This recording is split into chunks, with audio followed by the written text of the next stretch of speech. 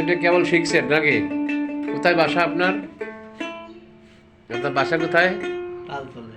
তালতলা। আপনার নাম কি? ফরহাদ। ফরহাদ। আব্বার নাম কি? শশী বাবু।